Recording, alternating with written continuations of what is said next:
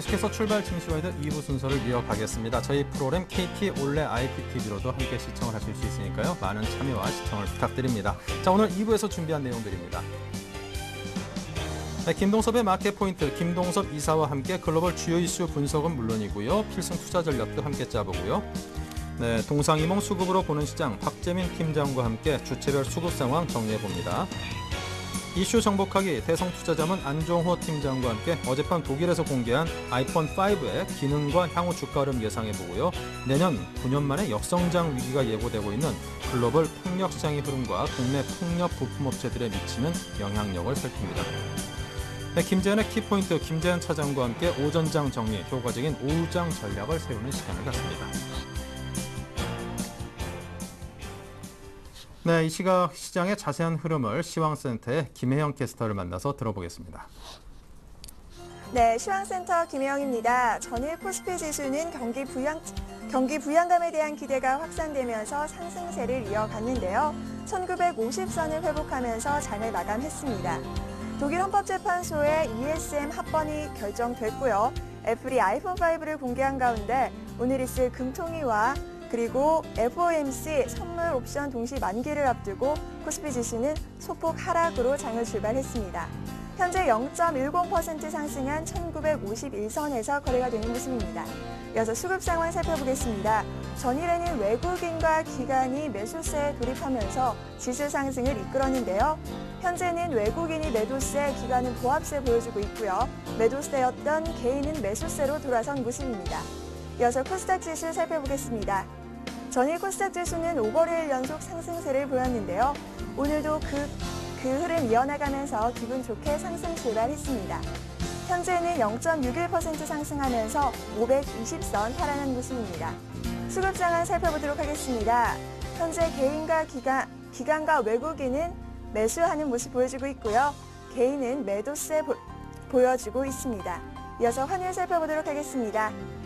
빅 이벤트를 앞두고 경계감이 확산되면서 오늘 환율은 상승으로 장을 출발했는데요. 현재 60전 오른 1127원에 거래가 되는 모습입니다. 이어서 이 시각 시가총액 상위 종목들 살펴보도록 하겠습니다. 먼저 코스피 시가총액 상위 종목입니다. 대장주인 삼성전자는 보합세 이어가고 있고요. 현대차, 포스코, 기아차 강보합세 나타내고 있습니다. 현대모비스, LG화학은 약보합세 나타내는 모습입니다. 이어서 다음 장 살펴보도록 하겠습니다. 삼성생명, 현대중공업이 상승하는 모습 보여주고 있고요. 현재 신한지주 0.42% 빠지면서 35,950원에 거래되는 모습입니다. 이어서 코스닥 시가총액 상위 종목 살펴보도록 하겠습니다. 대장주인 셀트리온 0.69% 소폭 상승하면서 29,000원에 거래되고 있고요. 어제에 이어서 상승세를 이어나가는 파라다이스 1.79% 상승한 모습입니다. 안랩은 1.36% 빠지면서 123,400원에 거래되는 모습입니다. 다음 장 살펴보도록 하겠습니다. 포스코 ICT와 인터플렉스가 3% 이상 상승하는 모습 나타내고 있고요. CJ ENM, 젠백스는 1% 이상 빠지는 모습 나타내고 있습니다. 이어서 이 시간 특징 업종 및 테마 업종 살펴보도록 하겠습니다. 애플이 아이폰 5를 공개한 가운데 깜짝 놀랄 만한 변화는 없다라는 평가에 IT주들이 횡보하고 있습니다. 삼성전자 0.15% 약 보합세, SK하이닉스도 0.90% 하락한 모습 보여주고 있고요. 삼성 SDI만이 0.68% 강보합세 나타내는 모습입니다. LG디스플레이도 1% 이상 빠지면서 27,150원에 거래되는 모습입니다. 통신주들이 아이폰 5가 출시됐지만 여전히 잠잠한 모습을 나타내고 있습니다. SK텔레콤은 보합세에 있고요. KT 0.42% 약 보합세 보이면서 36,250원, LG유플러스도 약 보합세 이어가는 모습입니다. 유로화 강세로 국내 건설주들이 수주 경쟁력에 높아질 것으로 보여지고 있습니다.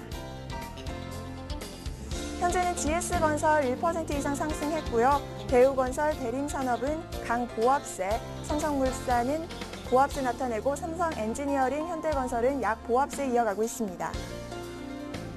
사파이어 테크놀로지는 애플의 아이폰 5와 아이팟 터치에 사파이어 렌즈 크리스탈 커버를 공급함에 따라 중장기적으로 성장 동력원이 될 것이라 보이며 애플 아이폰의 최대 수혜주로 나타났습니다. 현재 5% 이상 상승하면서 주당 2,800원 더해지는 모습입니다. 써니전자가 자사주를 처분한다는 소식에 하락세를 이어가고 있습니다. 현재 4%가량 빠지면서 8,060원에 거래되는 모습입니다. 내일 유업이 실적 호전에 대한 기대감으로 이틀 연속 상승세를 이어가고 있습니다. 현재 2.45% 상승하면서 27,200원에 거래되는 모습입니다. 지금까지 시황센터 김영희였습니다. 네, 계속해서 김동섭의 마켓 포인트 진행을 하겠습니다. IM투자증권 압구정금융센터의 김동섭 이사 전화 연결합니다. 안녕하세요. 네, 안녕하세요. 네, 세계 이목을 집중시켰죠. 독일 헌법재판소가 결국 유로 안정화 기구 ESM의 출범을 허락을 했습니다. 일단은 시장에 상당히 안도하는 모습인데요. 자세한 내용을 정리해 주십시오. 어저께 그 헌법재판소 사포를 내렸는데 이게 만약에 위헌이었으면 시장은 좀 충격이 왔었겠죠. 근데 이제 합헌이 됐기 때문에 유로존은 안정을 취할 수 있는 기회를 가졌다라고 봐야 되죠. 어저께 헌법재판소의 내용을 보면 약간의 조건이 좀 붙어 있습니다. 그 조건 내용은 독일이 ESM에 출자할 수 있는 그 부채의 한도, 이게 이제 1,900억 유로 정도 되죠.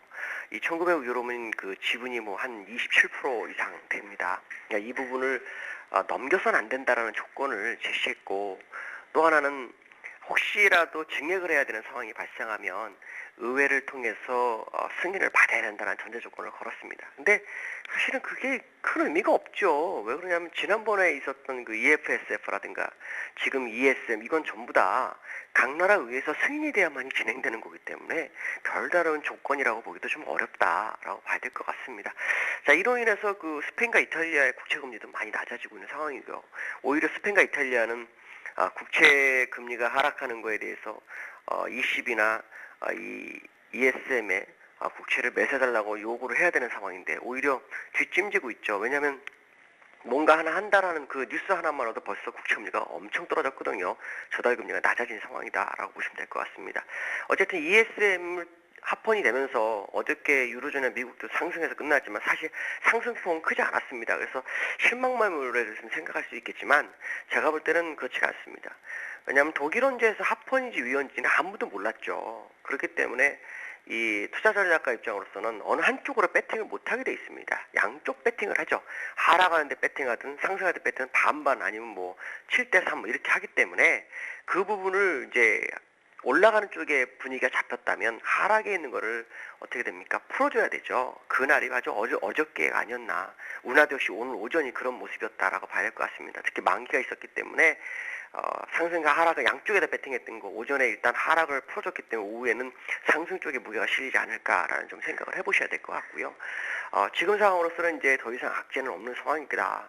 물론 이제 그리스가 트로이카와 어떤 긴축 이행하는 데 있어서의 합의 부분, 이 부분이 조금 남아있긴 하지만 만약에 20억 국채를 사준다면 그리스 국채도 일부씩 사줄 수 있고 그럼 그리스가 자금도 돌 수 있는 그런 상황이 될 거다. 그 얘기는 이제 시장은 상승할 수 있는 기반을 다지기 시작했다라고 보시면 될 것 같습니다. 네. 자, 어쨌거나 이제 합헌 판결이 나와서 참 다행이다 싶습니다. 그 반대의 경우가 나왔다 그러면 뭐 상상도 하기 싫은데요. 자, FOMC 회의가 어젯밤부터 이틀간 일정으로 진행이 되고 있습니다. 시장에서 상당히 기대감을 크게 갖고 있는 3차 양적 완화 과연 발표될 수 있을 것인지 그 전망도 해주시고요. 또 그 결과에 따라서 시장에 미치는 영향은 어느 정도일 것으로 내다보시는지요? 저는 3차 양적 완화를 한다고 예전부터 말씀드렸는데요. 역시 할 거라고 보고 있고요.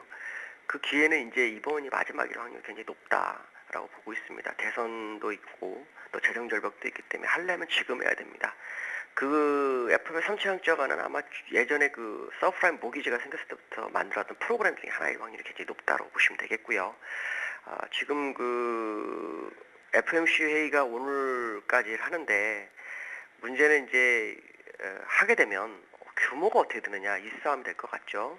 1차적으로 제가 볼 때는 6천억 불 이상이 되지 않을까라는 생각을 하고 있고요. 그 이후로는 지금 그 이때까지 그 양적 완화 할 때 어느 한쪽으로 치우치는 경향이 있었습니다. 뭐냐면 주택 지표를 좋게 하기 위해서 뭐 주택 저당 채권을 사준다든가 아니면은 이제 국채를 사든가 이런 모습이었는데 지금은 주택지표도 잡고 그다음에 정부에 지출을 할 수 있는 자금도 모아줘야 되고 이런 상황이라고 보여집니다. 그 얘기는 무슨 말이냐면 국채 발행과 그다음에 채권, 주택자산채권을 사는 이런 쪽으로 같이 방향을 다 잡을 수 있지 않을까 싶습니다. 그래서 이번에 규모는 어설프게 나오면 시장에는 악재다. 오히려 지금은 어설프게 아니라 정말 좋은 재료, 시장에 부응할 정도의 재료가 나와야 된다라고 보면 이번에 많이 양적완화 한다면 양적완화 규모가 결코 작지 않을 것이다라는 생각을 좀 한번 해볼 필요성이 있고요. 양적완화를 하게 되면은 일단 시장은 그 유동성이 공급되면서 추가적 상승에 대한 기대 심리가 굉장히 작용할 수 있는 그런 아주 중요한 결과를 가져올 수 있다라고 보시면 되겠고요. 어저께 그 ESM도 통과됐고 ECB에서도 국채를 무제한 매수한다라는 그런 결과를 줬기 때문에 일단 FMC에서는 결과를 내는데 별로 두려울 문제는 전혀 없는 상황이다라고 보시면 될 것 같습니다. 네. 자, 국내 장을 중심으로 오늘 장 투자 전략도 말씀해 주십시오. 오늘의 주 포인트는 결국 그 외국인들이 선물을 환매해 주느냐의 싸움이 될 것 같습니다. 16,000개 정도 있는데 이것을 이제 여기서 결제를 칠 건지 아닐 것인지에 대한 부분인데요. 제가 볼 때는 지금 지수가 한 257 정도 이상을 보고 있는데 현재로서 약간 눌리고 있죠. 이것도 아마 앞에서 말씀드린 것처럼 우리나라도 하방 베팅했던 어떤 메이저들이 물량을 오전에 터는 과정이었다면 오후에는 거꾸로 올라갈 확률이 높다라고 본다면 지수는 위쪽에 방향성을 둬야 될 것 같고요.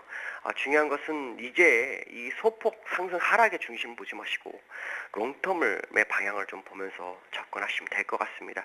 오늘은 지수를 지난번에 1964포인트였죠. 얼마 전에 고점이 아마 거기까지는 가야 되지 않느냐. 그게 맞지 않을까라는 생각을 하고 있습니다. 네, 알겠습니다. 자, 지금까지 IM투자증권의 김동섭 이사였습니다. 감사합니다. 네, 감사합니다. 네, 계속해서 신한금융투자 PWM 압구정센터의 박재민 PB팀장입니다. 안녕하세요. 네, 안녕하세요. 네, 양시장 흐름 또 주체별 수급 상황 어떻습니까? 네, 오늘 컷오프 위층대입니다. 흔히 말하는 동시 선물 옵션, 주식 선물 옵션, 동시 만기일이라고 하죠. 예전에 주식 선물 옵션이 없었기 때문에 그냥 선물 옵션 만기일이었는데 4개가 동시에 만기가 차선되면서 컷오프 위층대이라고 하죠. 다 아시겠지만 잠깐 설명을 드렸고요. 오늘 만기일 날이기 때문에 지수를 섣불리 예측하기엔 상당히 힘들다. 어제 1950선을 끌어올린 거는 결국엔 미국발 QE3 기대감과 독일의 헌재판거리 합헌날 것이라는 예상이 미리 시장에서 돌면서 그 기대감이 충만되면서 결국엔 외국인이 선물 매수를 적극적으로 했었고 베이시스가 호전되면서 국가 물량이 차익 쪽에서 5천억 원 넘게 들어오면서 지수를 끌어올렸습니다. 하지만 오늘은 역으로 프로그램 매도 물량이 나오고 있습니다. 하지만 아침에 좀 나오던 게 다시 좀 걷어들이는 모습인데요. 결국엔 베이시스가 오늘 시장을 위쪽일지 아래쪽일지 결정할 거라고 말씀을 일단 드리고 싶습니다. 일단 수급을 보겠습니다. 외국인의 현물 시장 아침에 좀 순매수로 나섰지만 매도로 전환했고요. 외국인이 어쨌든 지금 매도를 보이는 거는 크게 의미가 없다. 선물 시장만 사실 봐도 된다. 오늘 같은 날은 이렇게 말씀을 드리고 싶습니다. 소규모 금액 팔고 있습니다. 28억 정도 팔고 있고요. 거의 시장에 참여를 안 한다고 보시면 됩니다. 현물 쪽은. 기간이 121억, 기간도 마찬가지고요. 개인이 175억 사고 있습니다. 어제랑은 상당히 좀 상반되지 않나. 거래가 확실하게 줄었기 때문이라고 일단 말씀을 드리고 싶고요. 선물 시장, 옵션 시장 말씀을 드리면 외국인의 양매도로 일관을 하고 있습니다. 어저께 지수를 많이 끌어올렸는데 거의 선물 지수로 치면은 255에서 257 정도가 계속 오늘 박스권이다가 종가에 조금 변동이 있을지는 일단 모르겠습니다. 그 정도로 좀 생각을 하시는 게 맞을 것 같고요. 지수 변동폭은 선물로 치면 2포인트, 3포인트 정도 이 정도로 일단 예상을 해볼 수가 있겠습니다.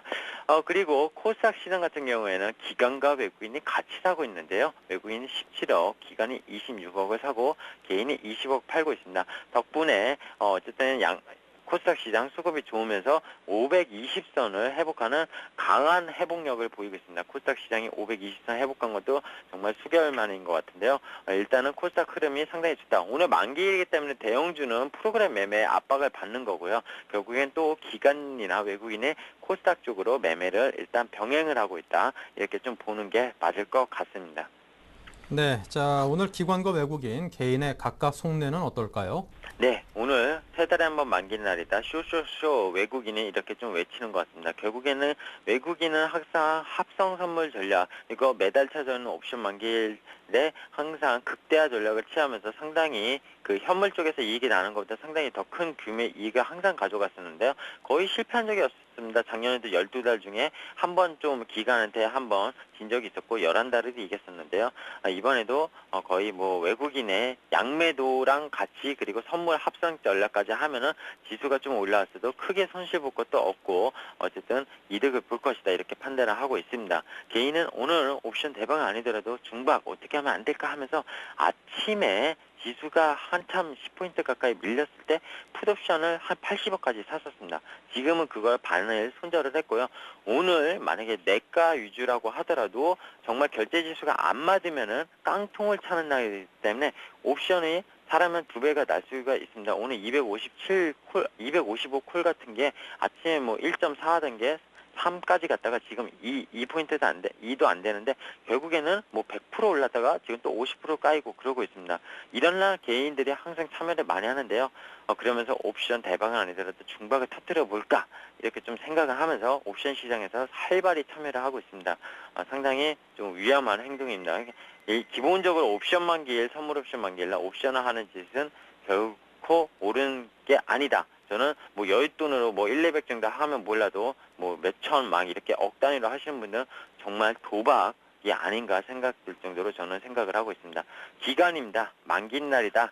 그냥 우리 전략대로 한다. 기간이 사실 어저께 옵션 쪽에서 손절을 많이 깠습니다. 갑자기 급등을 했고요. 기간은 원래 매도 포지션이 상당히 많았는데 외국인의 선물로 끌어올리면서 하다 보니까 많이 손절을 받고 오늘도 콜옵션에 대해서 상당히 좀 손절을 보고 있는 것 같습니다. 그래서 뭐 전략대로 하면은 어쨌든 기간도 항상 합성 선물 옵션 포지션대로 하면은 옵션 손해봐도 선물은 좀 먹고 이런 식의 항상 리스크를 해지하는 일단 포지션을 갖고 있기 때문에 오늘 만기날 뭐 그렇게 큰 어쨌든 이변은 없을 것이다 이렇게 좀 생각을 합니다. 항상 컷오프 유칭돼 동시 선물 옵션 만기날은 뭐 7월물에 풋에서 대박이 났고 8월물에 콜에서 대박이 났는데요. 그런 극대화 변동성은 동시 만기일은 사실 별로 없었습니다. 그동안 사례로 봤었을 때는. 그래서 오늘 시장을 그냥 뭐 이 정도에서 계속 박스권 지지하다가 마무리하지 않을까 생각은 들고 있습니다. 네. 자, 지금 한국은행에서 기준금리를 연 3.0% 지금 수준이죠. 2달째 금리를 동결했다는 소식이 들어와 있습니다. 유로존의 재정 협약이라든지 미국의 경기 부양 정책 등을 좀 지켜본 뒤 인하 여부를 결정짓겠다는 그런 의도로 읽힌다는 분석인데요. 자, 이와 관련해서도 오늘장 개인을 위한 투자 전략이 중요할 듯 보입니다. 말씀 부탁드립니다. 네, 말하는 사이 말씀하신 대로 금리를 동결했습니다. 오늘 사실 금리 동결은 좀 전에 말씀 안 드렸는데 원래 시장 컨센서스 금리 인하가 많았죠. 근데 저는 일단 보험주들이 오늘 상승이 상당히 가팔렸습니다. 현대해상, 동부화재, 삼성화재, 삼성생명. 금리를 인하하면 보험주들은 악재입니다. 손익적인 면에서. 근데 이게 아침부터 땡겼다는 거죠. 금리 인하를 안 할 거라는 게 결국엔 좀 시장에 먼저 퍼지지 않았을까 솔직히 생각을 좀 해볼 수 있었습니다. 기본적으로 주식시장을 하시는 분이면 보험주가 오른다는 거는 금리가 인하가 결국 안 할 것이라는 기대감이 반영되는 거 아니냐 이거였고요. 뭐 금리는 사실 동결을 했지만 결국에는 올해 안에는 한 번쯤은 분명히 25bp 정도는 인하를 할 겁니다. 그게 내달이 될지 내후달이 될지 결국 대선 전에는 하지 않을까 저는 개인적으로 일단 생각을 하고 있습니다. 금리 얘기는 여기까지만 하고요. 뭐 시장이 금리 인하를 안 했다고 해서 뭐 또 많이 빠지는 모습은 아닙니다. 아마 말씀드린 대로 예견은 어느 정도 하지 않았나 생각이 들고 있습니다. 독일 얘기 잠깐 하겠습니다. 헌재 판결에 합헌 판결이 났습니다. 합헌 판결이 나면서 독일 증시가 1.5%대 갑자기 급상승을 하고 어젯밤에 오후에 미국 선물지수가 막 20포인트까지 나스닥 선물지수가 급등하고 그랬었는데요. 결국엔 다시 거의 되돌리면서 끝났습니다. 그 이후로는 결국엔 ESM에 대한 합헌 결정은 전날부터 그리고 어제 우리 시장에도 어느 정도 반영이 됐습니다. 선반영이. 그리고 위헌 판결이 안 내릴 것이다. 이런 반영. 결국에 합헌을 내렸다는 건 시장에서 호재가 아니고 그동안의 불확실성, 위헌 판결을 내리면 어떡하지? 이렇게 되면 드라기가 말한 게 전부 다 물거품이 될 텐데 그런 거에 대한 불확실성이 사라진 정도의 투자 심리 개선이 개선에 효과를 주었다. 이렇게 해석을 하는 게 맞을 것 같습니다. 왜냐하면 ESM은 이제 대통령 비준만 남아있는 상태인데요. 분명히 비준을 할 겁니다. 뭐 비준 안 할 수는 없는 거고요. 융커 의장도 발빠르게 대응을 하면서 10월 8일 날 다음 달이죠. ESM 1차 이사회를 개최할 것이라고 말을 했습니다. 어쨌든 유로존 위기를 잠식시키려는 그런 각국의 대응 그리고 독일의 입장이 좀 선회한다는 거는 어쨌든 드라기의 발언 국채 매입에 탄력적인 효과를 줄 것이다. 결국에는 유로존 위기가 조금은 잠식되지 않겠냐. 긍정적으로 평가를 해야 될 것 같습니다. 그리고 하나가 좀 소식이 잘 안 된 게 있는데 유럽은행 동맹 초안이 발표가 됐습니다. 밤사이에 유로존의 재정 통합을 위한 첫걸음 발표인데요. 이 내용이 뭐냐면요. 간단하게 말씀을 드리겠습니다. ECB가 결국엔 그동안에 유로존 은행들의 감독권은 없었는데 그거를 받고 EU 안에서 6천여 개 은행들에 대한 그런 권한을 ECB가 가지게 하겠다는 겁니다. 결국 근데 이 내용은 회원국의 모든 유로존 전체 회원국 승인이 나야 됩니다. 그래서 유로존 은행들을 시작해서 모든 은행으로 확대되는데 이렇게 되면은 영국 같은 경우에가 상당히 피해 우려감이 있고요. 영국은 유로존이 아니니까 독일의 반대도 또 만만치 않습니다. 하지만 이런 내용이 나왔다는 것 자체도 어쨌든 시장에서는 좀 좋게 받아들이는 것 같습니다. 자, 이 얘기를 왜 드렸냐면요. 미국발 Q3를 기대했는데 미국의 연준의 어쨌든 버냉키 발표는 내일 밤 새벽 3시 15분입니다. 우리 시장 오늘 끝나고 내일 시장에 반영이 될 거고요. 유럽처럼 지금 무제한 국채 매입이 나올 게 아니냐, 뭐 이런 컨센서스가 있고, 뭐 지금 월가의 70%가 QE3를 쓸 것이다 합니다. 저도 쓴다고는 생각합니다. 다만 이번이 아니라고 연내 쓸 거리라고 계속 예측을 했었을 뿐이고요. 지금은 QE3를 쓰더라도 상당히 시장의 기대감은 미리 선반영된 게 아닌가 생각이 듭니다. 그리고 금리를 2014년 말까지 제로금리를 계속 하겠다고 했지만 그거를 좀 연장하는 수준 정도가 아닐까. 무제한 국채 매입은 솔직히 좀 무리가 아닐까. 무제한 국채 매입이 나오게 된다면은 유럽발 그런 통화정책 그리고 미국발 통화정책 그렇게 되면 중국이 또 가만히 있지 않을 겁니다. 결국엔 우리 흔히 아는 화폐전쟁이나 체계에서처럼 정말 지금 거의 유로존 그리고 G2라는 미국과 중국의 화폐 싸움이 될 거라고 저는 봅니다. 그렇게 되면 왜냐하면 각국의 화폐 가치를 점점 절하를 시키면서 결국엔 상대적으로 부양을 시키겠다는데 그렇게 되면 인플레가 너무 심해지기 때문에 사실 정책 당국자의 입장이라면 정말 좀 조심해서 행동을 해야 될 거라고 보고 있고요. 그래서 정말 QE3에 대한 기대감이 너무 좀 많은 건 아닌가. 그리고 사실 오늘 마지막으로 말씀드릴 건 QE3가 만약에 오늘 나오더라도 정말로 시장에서 왜 제가 항상 정책을 보고 대응을 하는 거는 미국에서 어떤 정책을 쓸지 모르지만 그 유동성이 풀리면서 이머징 마켓으로 흘러 들어오는지 안 오는지 그것을 보고 대응을 하셔야 됩니다. 이머징 마켓으로 그 자금들이 안 흘러올 수도 있고요. 자국 내 부양을 위해서 그렇게 된다면은 국내 증시나 이머징 쪽은 상당히 시장에 안 좋을 수도 있습니다. 지금 선진국 유럽이나 미국장은 계속 연고점을 갱신하고 있지만 뭐 일본이나 우리나라 시장 상해지수 이런 게 계속 뭐 독일이나 그리고 유럽 그리고 미국과 동행하지 못하는 데는 그런 이유가 있는 겁니다. 그렇기 때문에 지금은 전략적으로 시장에서 선대응은 분명히 아니다. 오늘도 말씀을 드리고 싶고요. 내일 금요일이죠. 오늘 밤까지만 한 번 더 보시죠. 그렇게 보고 하는 게 낫고 오늘 만기일날 매매하시는 거 아까 옵션 시장에서 절대 매매 참여하지 말라고 말씀드렸는데 주식시장도 만기일날은 좀 참여 안 하시는 게 낫습니다.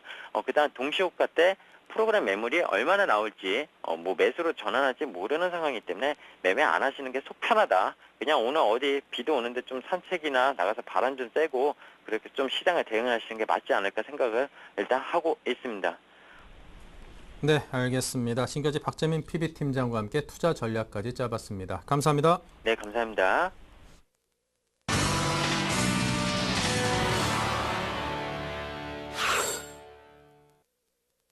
네, 전문가들과 함께 하겠습니다. 오인이 제시한 12자 투자 전략부터 봅니다. 네, 박성일 연구원이 지수 상승 시에는 비중을 축소하라. 박서영 대리는 외국인의 수급 상황에 주목할 것을, 정영훈 팀장은 FOMC 회의를 앞두고 관망 장세를 예상했습니다. 최희용 대리는 선물 옵션 만기 부담을 관망하라고 했고요. 정재훈 실장은 만기일 영향이 적은 코스닥을 매매하자고 했습니다. 네, 관심 업종으로는요. 박성일 연구원이 게임 엔터주의 비중 축소를, 박소영 대리는 기계설비 카지노주, 정영훈 팀장 은행 업종에 대해서, 최희용 대리는 엔터테인먼트 업종, 정재훈 실장 IT 부품주를 말했습니다. 네, 오늘은 이 가운데 교보증권 청담지점의 최희용 대리와 이야기 나눕니다. 안녕하십니까? 네, 안녕하십니까? 네, 현재 시황부터 보죠. 네, 9월도 중순에 접어들었는데 거래소는 한 달 전부터 이렇다는 추세가 없이 1900대 초반에 박스권은 지루하게 이어가고 있습니다. 특별히 어닝에 대한 실적 기대도 없고 오로지 3차 양적 완화에 대한 과도한 기대감이 시장을 받쳐놓고 있는 형국인데요. 이 기대에 걸맞는 양적 완화 발표가 없다면 빠르면 오늘 오후에 미국에서 발표가 날 수도 있겠는데요.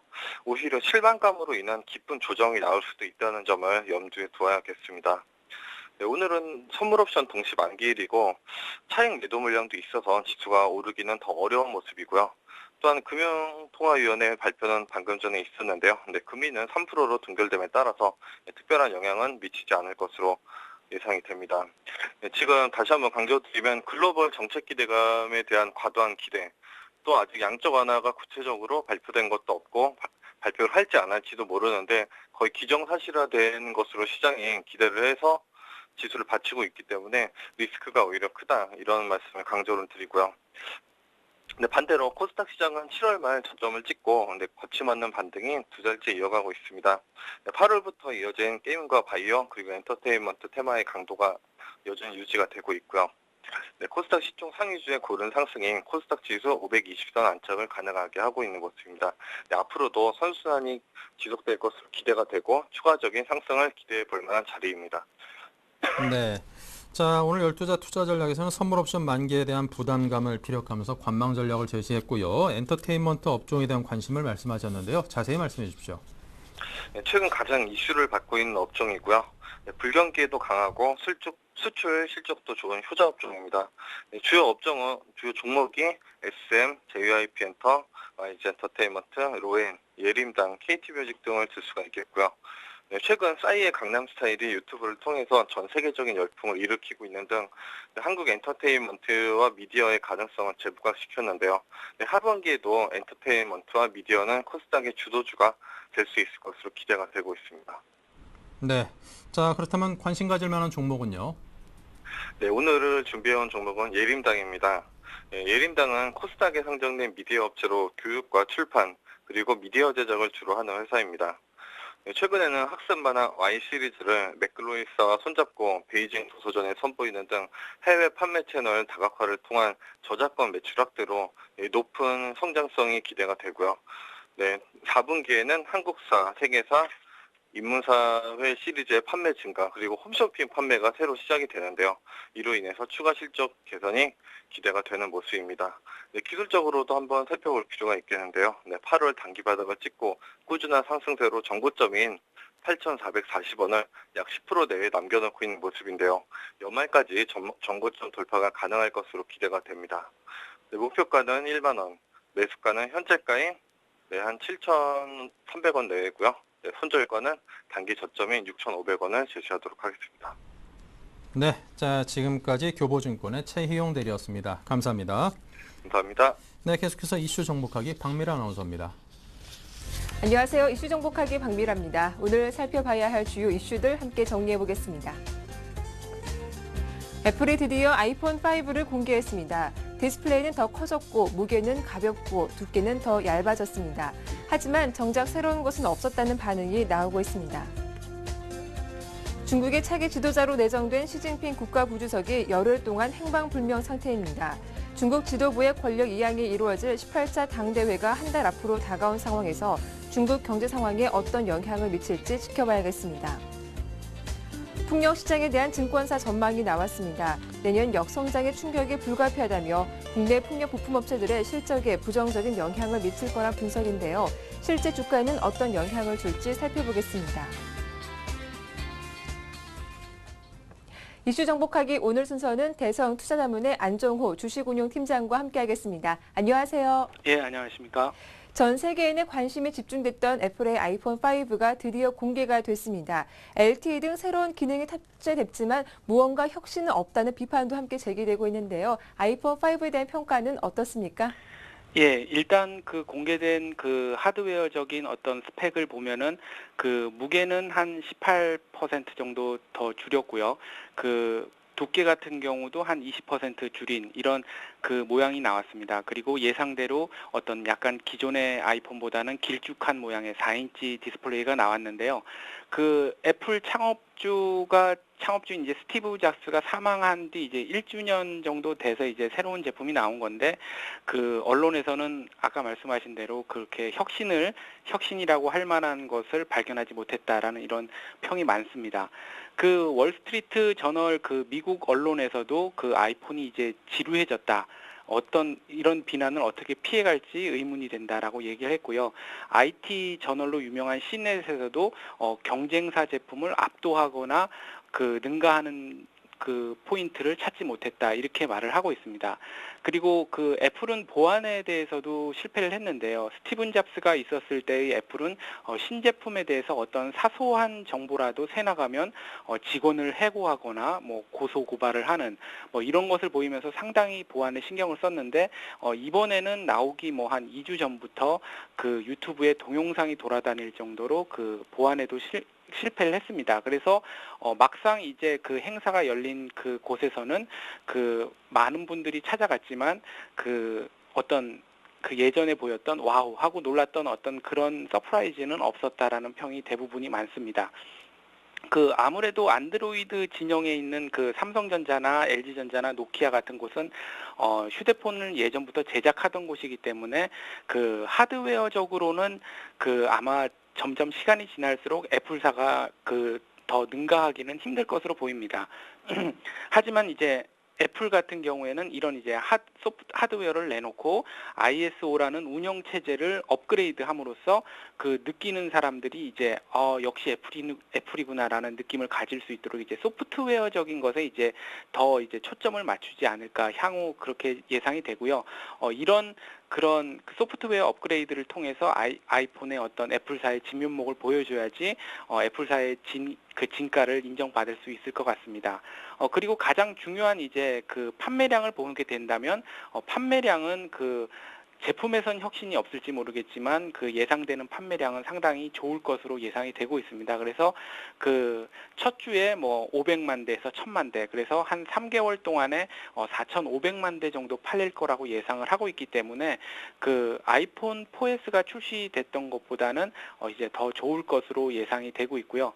우리나라에서도 예전에 4S 같은 경우에는 LTE 방식이 맞지 않기 때문에 3G 방식으로 이제 제품이 나와서 그렇게 큰 인기를 얻지 못했는데, 이번 아이폰 5 같은 경우에는 우리나라에서도 LTE 방식으로 바로 제품이 나오기 때문에 한국에서도 좀 판매량이 아이폰 4S보다는 좀 많이 늘 것으로 보입니다.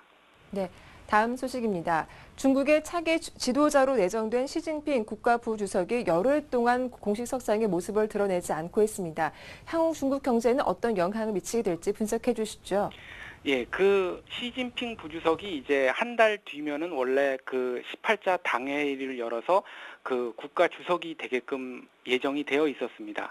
그런데 지금 10일째 행적이 오리무중인데요. 덕분에 이제 온갖 소문들이 난무하고 있습니다.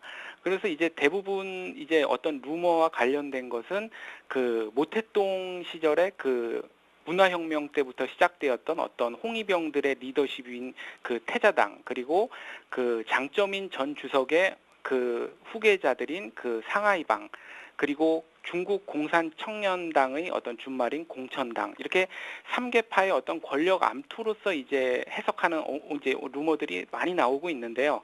어쨌든 그 중국 정부에서도 시진핑 부주석이 왜 지금 어디에 행적이 어디 있는지, 소재가 어디 있는지를 그 공식적으로 확인해 주고 있지 않아서 의문이 점점 증폭되고 있습니다. 이렇게 이제 행방이 묘연한 것이 계속 길게 되면은 아무래도 글로벌 증시 변동성에 이제 그 변동성을 키우는 이제 부정적인 요인이 될 확률이 높은데요. 그 왜냐면은 이제 권력 투쟁이 될수록 중국 경기의 어떤 경착륙 가능성이 점점 높아지고 있기 때문입니다. 그 중국은 공산당 일당 체제이기 때문에 중앙 정부에서 그 간부가 바뀌면은 지방까지 대규모로 이제 인사 이동이 되는 그런 이동이 진행이 됩니다. 그렇게 된다면은 그 정책 결정도 늦어질 뿐만 아니라 중국 정부 자체 내부에서도 어떤 그 글로벌 경기 둔화에 어떤 대처하는 그런 정책보다는 내부 권력 배치에 더 신경을 쓰게 될 것이기 뻔하기 때문에 투자자들한테는 이제 안 좋은 신호를 보이고 있는데요. 중국의 어떤 지금 경제 상황을 보게 되면은 글로벌 기업들은 대중국 전략에 대해서 그 변화를 갖고 있습니다. 왜냐하면 그 중국의 인건비가 지금 상당히 많이 올라가고 있고요.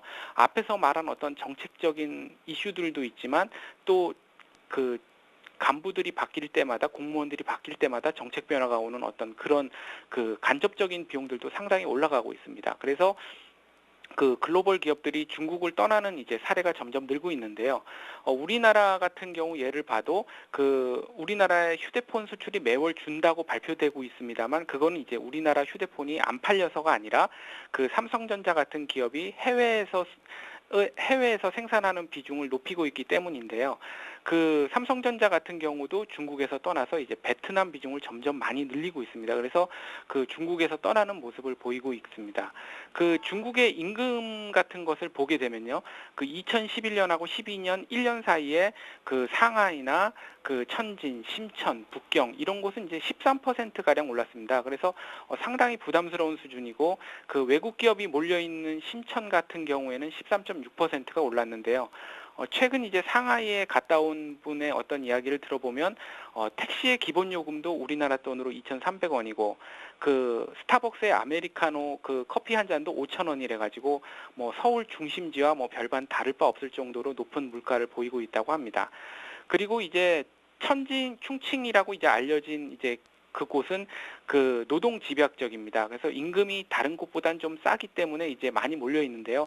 그곳은 2011년 작년에 그 임금이 20%가 올랐습니다. 그래서 그 아무래도 노동 집약적인 회사들이 지금 글로벌 저성장 국면에서 경제 성장률이 뭐 2%니 3%니 하는 시장에서 그 임금이 20%씩 오르면은 상당히 어렵기 때문에 그 지금 임금 정체가 되어 있는 동남아 쪽으로 빠져나가야 되는 이런 사태가 벌어지고 있는 거고요.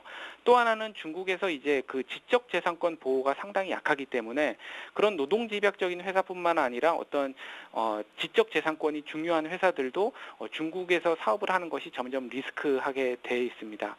그래서 어쨌든 중국에선 이런 어려운 글로벌 경기 둔화 속에서 또 정치적인 어떤 리스크가 커지고 있기 때문에 이번 그 시진핑 부주석의 어떤 행적이 묘연한 사건이 빨리 마무리되지 않으면은 그 글로벌 증시의 어떤 불안 요인이 될 것으로 보입니다. 네, 끝으로 풍력시장이 내년에는 역성장할 거라는 전망이 나왔습니다. 풍력시장에서는 미국의 규모가 가장 큰데 미국의 풍력시장이 좀 줄어들 거라는 전망이 나왔기 때문인데요. 국내 풍력 부품주에는 어떤 영향을 받게 될까요? 예, 미국에서는 그 PTC라는 그 세금 감면 제도가 있습니다. 그래서 풍력 발전을 하게 되면 세금을 크게 감면해 주기 때문에 지금 전 세계 중국을 폐쇄적인 어떤 중국 시장을 제외하면 미국 시장의 설치량이 전 세계 글로벌의 31%에 해당될 정도로 상당히 큽니다.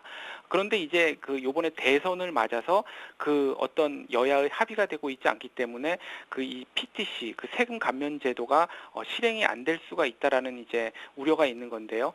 이 지금 제도가 실행이 안 된다면은 그 증권업계에서는 평균 그 9,700메가와트 정도 되던 미국의 풍력 설치가 2,500메가와트 정도로 굉장히 줄을 것으로 예상하고 있습니다. 그래서 한 75% 정도 급감을 하게 되는 건데요. 그렇게 되면 내년 상반기에 상당히 그 글로벌 풍력 업체들이 그 어려울 수 있다 이렇게 예상이 되고 있습니다. 그 특히 이제 그거 말고는 이제 그 일본에서 FIT라는 그 정부 보조금 정책이 있습니다. 그래서 정부에서 고시한 금액보다 그 풍력 발전에 들은 어떤 비용이 더 많으면 그 더 많이 들은 그 비용을 정부에서 보조해주는 그런 제도를 함으로써 그 재생에너지에 대한 그 수요 그 발전을 촉진시키고 있는데요. 하지만 그 일본은 풍력 발전에 대한 어떤 그 규제가 상당히 심합니다. 그리고 바람도 상당히 세기 때문에 그 만드는 블레이드라고 하는 그 풍차 같은 모양의 어떤 그 블레이드도 상당히 두껍게 만들어야 되고 어떤 그 특이한 점들이 있습니다. 그래서 이런 것들이 환경 규제가 심한 일본에서 지금 기업들은 의욕적으로 달려들고 있지만 막상 설치를 하려고 든다면 생각보다는 그렇게 설치량이 크지 않을 것이다라는 이야기를 하고 있는 거고요. 그래서 이제 그 글로벌 우리나라뿐만 아니라 글로벌 풍력 업체들이 상당히 어려울 수 있다 이렇게 예상을 하고 있습니다. 지금까지 안정호 주식운용팀장의 도움 말씀이었습니다. 고맙습니다. 네, 감사합니다. 이슈 정복하기 박미라였습니다.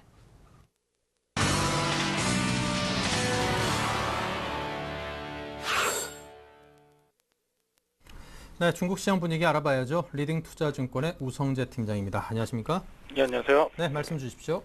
네, 오늘 상하이 종합주가지수 보합권 혼조의 움직임 보이고 있습니다. 현재 0.12% 하락한 2123.98포인트의 장움직임 보이고 있는데요. 시장에서의 간망심리 속에서 2100선은 강하게 지지해주고 있는 모습을 보이는 가운데 숨고르기 장세 당분간 좀 이어져 나갈 확률이 높다라 보시면 좋을 것 같습니다. 지금 중국의 경제 성장을 위해서는 1조 원의 인프라를 투자한다라고 발표가 났었는데요. 지금 중국 국가발전개혁위원회에서는 60건의 대형 인프라 프로젝트를 허가한 것으로 발표를 했습니다. 지금 이러한 인프라 투자를 통해서 4분기에 중국 경제가 고속 성장을 할 수 있다는 언급을 내놓으면서 시장에서의 기대감이 좀 나타나고 있다고 보시면 좋을 것 같습니다. 지금 원저바우 총리가 다보스 포럼에 참가를 했었는데요. 9월 11일부터 13일까지 있었던 다보스 포럼에서 중국이 최근 8개월간의 경제 상황은 2008년과 2009년의 금융위기 때와는 다소 다르다라는 것과 함께 기업과 업종 모두가 불경기에 있는 것은 아니다라는 언급을 내놨었습니다. 지금 중공업이 어려움을 겪고 있긴 하지만 경공업은 좋은 모습을 보이고 있고 서비스 업종도 또한 나쁘지 않은 만큼 시장에 큰 충격은 없을 것이라는 언급과 함께 중국의 완만한 경기 회복 가능성을 제시하는 모습을 보였었는데요. 시장에서 이러한 것들이 기대감이 좀 나타나고 있다고 보시면 좋을 것 같습니다. 이와 함께 스탠다드 푸어스에서는 중국의 50대 은행들 5년간 자산이 19.7% 증가했다는 언급을 내놨었는데요. 시장에서 이러한 것들은 큰 영향을 받지는 않고 있는 모습을 보이고 있는 상황입니다. 중국 상무부에서는 외화 자산에 대한 국외 유출은 좀 제한적이라는 언급을 내놓으면서 중국 경제가 크게 악화되지 않을 것이라는 기대감을 크게 나타내고 있다고 보시면 좋을 것 같습니다. 결국 상하이 종합주가지수 시장에서 뚜렷한 정책들이 나오지 않고 있는 가운데 간망심리는 좀 많이 커지고 있는 상황인데요. 결국 2100선 단기간에 돌파한 모습을 보인 가운데 숨고르기 장세 속에서 2100선 내외에서의 움직임 좀 이어져 나간다고 보시면 좋을 것 같습니다. 네, 자 지금까지 우성재 팀장과 함께했습니다. 감사합니다. 네, 고맙습니다.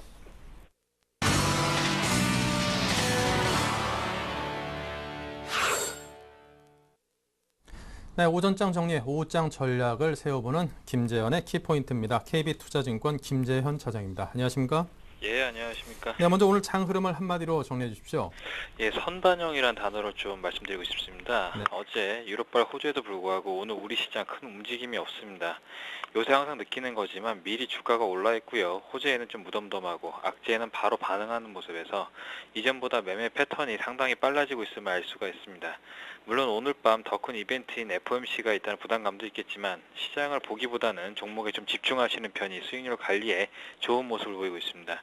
다행히 제가 그동안 좀 추천해드린 종목들 시장 수익률 이상의 수익이 꾸준히 나오고 있어서 저 역시도 좀 양호한 수익을 지속적으로 내고 있는데 차후 순서에서 더욱 수익에 가까워질 수 있는 방안에 대해서 말씀을 드리도록 하겠습니다. 네, 선 반영을 말씀해 주셨고요. 자, 오후장 전략 키워드로 하나하나 알아보도록 하지요. 자, 키워드 짚어주십시오. 예, 첫 번째로 아이폰 5 출시를 이제 말씀을 드리고 싶은데요. 이번 아이폰은 애플이 2년 만에 내놓는 신제품인데다가 휴대폰 교체 주기가 좀 맞물려 있어서 사상 최대 실적을 보일 것이라는 예상이 됩니다. 애플 모멘텀이 애플 아이폰 5 출시 이후에도 한동안 좀 주가에 반영될 수 있다는 부분인데요. 예상치로 보자면 아이폰 5 전 세계 판매량은 2억 5천만 대를 웃돌 것으로 전망이 되고 있습니다. 연말까지 추가 부품 수급이 이어질 경우 실적과 주가 모두 상승 랠리를 이어갈 수 있다는 분석이 우세합니다. 역사적으로 애플 신제품 효과는 관련주들이 최소 6개월 이상 실적 개선이 지속될 것으로 보이고요. 부품 공급업체에 따른다면 최근 생산을 시작한 아이폰 5 생산량이 가분기당 한 4천만 대에서 5천만 대로 추정이 되고 있고요. 아이패드 미니가 분기당 800만에서 900만 대로 추정이 됩니다. 관련주로는 이라이콤, 인터플렉스, 옵트론텍, LG 이노텍 등이 있습니다. 네, 자, 첫 번째 키워드는 아이폰 5, 그 다음은요? 예, 두 번째는 이제 FOMC에 대한 대처 방안을 좀 말씀드리도록 하겠습니다. 네. 오늘 밤에 FOMC가 열리게 됩니다. 여기서 우리가 기대하는 QE3에 대한 발언이 있을 것인가에 대해 시장의 이목이 좀 쏠려 있는데요. 일단 예상치로는 70%가량이 발표할 것이라는 예상을 하고 있습니다. 하지만 또 결과는 나와봐야 하는 것이기 때문에 우린 두 가지 변수 모두를 좀 대비해야 될 필요가 있습니다. 먼저 우리가 원하는 결과가 도출되었을 시에는 대형주 위주의 좀 강한 상승이 나올 것이고 현재 미국의 주가가 역대 최고점을 갱신하고 있습니다. 같은 논리로 우리장 역시도 한 2,300을 넘을 수 있는 원동력이 될 수 있을 거라고 생각을 합니다. 일단 그렇다면 그동안 좀 많이 눌렸던 종목 위주로 매수가 들어올 것이고요. 대표적으로는 금융주와 조선주, 화학주 등이 있습니다. 하지만 대세 상승이 시작되기에 전 종목 전부 다 일정 수준 이상의 수익이 나올 수 있는 구간으로 큰 고민 없이 매수를 해도 되는 시나리오가 나오게 됩니다. 반대로 이제 구체적인 언급이 없을 경우 같은 경우에는 유럽 쪽에 단기 매물이 좀 출회될 가능성이 매우 높습니다. 특히나 대형주 위주의 하락이 예상이 되는데요. 그렇다고 하더라도 3분기에 실적이 나오는 주식들 같은 경우에는 오히려 이때를 좀 매수 기회로 활용을 하셔야 됩니다. 대표적으로 여행주, 호텔, 항공, 카지노, 화장품 업종 등이 있습니다. 세 번째 같은 경우에는 이제 옵션 만기에 대해서 또 한번 짚고 넘어가야겠죠. 현재까지 누적된 3조 원의 외국인 매수 차익 잔고 청산 여부에 시장 이목이 좀 쏠리고 있습니다. 어제장 외국인 선물 매수로 베이시스 강세가 나타나자 국가 지자체가 4천억 넘는 프로그램 매수를 기록했습니다. 최근 시장의 등락은 사실상 선물 시장이 외국인이 좀 좌우했습니다. 외국인 선물 매수로 유발된 선물 강세가 베이시스 강세로 이어지는 날은 국가 지자체 매수가 유입돼 코스피를 좀 견인했습니다. 반대로 외국인의 선물 매도는 코스피 약세를 초래하고 있습니다. 어제장 같은 경우도 외국인이 선물 매수를 보이자 코스피가 좀 강세를 보였고요. 외국인은 6,480계약 선물 순매수를 기록하며 선물을 좀 강세를 보이자 4천억 넘는 국가 지자체의 프로그램 매수가 들어오면서 단순매 지수는 1950선을 회복을 했습니다. 오늘 같은 경우에는 아직까지 외인이 소폭의 선물 매수만으로 현재 방향성을 점치기는 좀 힘든 상황입니다. 하지만 외인 선물 포지션에 따라서 지수의 향방이 달린 만큼 오후장까지 외인의 선물 매수 강도를 좀 유심히 살피셔야 됩니다. 만약에 매도로 돌아서거나 지금같이 좀 이렇게 소폭의 매수밖에 없다면은 종가에 가가지고 프로그램 매물 출회가 무척 유력한 상황이기 때문에 주의가 굉장히 좀 필요한 구간입니다. 네. 자, 그렇다면 오늘 장 오후 관심 종목을 좀 짧게 들어보도록 할까요? 예, 오늘 종목 같은 경우에 휴비치를 준비했는데요. 네. 휴비치는 아시다시피 안경, 그다음에 또 안과 의료기기를 전문적으로 취급하는 기업입니다. 일단 실적이 창사 이래로 단 한 번도 꺾인 적이 없다고 합니다. 2분기를 일단 보게 되면은 매출액은 171억 원, 전년 동기 대비 한 17%고요. 영업이익은 32억 원, 전년 동기 대비 약 한 18% 정도를 기록을 했습니다.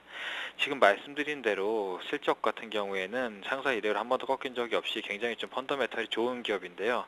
제가 또 오늘장 이렇게 추천을 드린 이유 같은 경우에는 다들 아시는 부분일 수도 있는데 중국 시장에 대한 긍정적인 뷰를 갖고 있습니다. 현재 중국 시장 같은 경우에는 5억 명에서 6억 명 정도가 시력이 나쁜데요. 그중에 한 1억 명 정도만 안경을 구매할 수 있다고 합니다. 눈이 나빠도 안경 구입할 돈이 없기 때문인데 이제 점점 소득 수준이 높아지고 있기 때문에 안경 구매 열풍이 늘어날 것으로 보여집니다. 중국의 현재 안경 착용률은 전체 인구의 15% 정도 수준밖에 되지 않습니다. 선진국을 비롯해서 우리나라 같은 경우에 약 한 50% 정도 안경을 착용하고 있기 때문에 중국인 인구 수준을 감안한다면은 현재 이제 15%의 착용률은 굉장히 큰 시장을 보여주는 셈이죠. 그렇기 때문에 향후 지금 미래 가치와 좀 성장성이 굉장히 좀 주목이 되는 기업 중에 하나입니다. 매수가는요, 지금 14,150원 정도 제시를 하고요. 손절가는 16,400원, 목표가는 16,400원, 손절가는 12,500원 제시하겠습니다. 네. 자, 지금까지 KB투자증권 김재현 차장과 함께했습니다. 감사합니다. 감사합니다. 네, 자, 오늘 9월 13일 목요일 출발 증시와이드 준비한 순서는 여기까지입니다. 여러분께 많은 정보 드렸길 기대하고요. 저희는 다음 시간에 다시 뵙겠습니다. 감사합니다.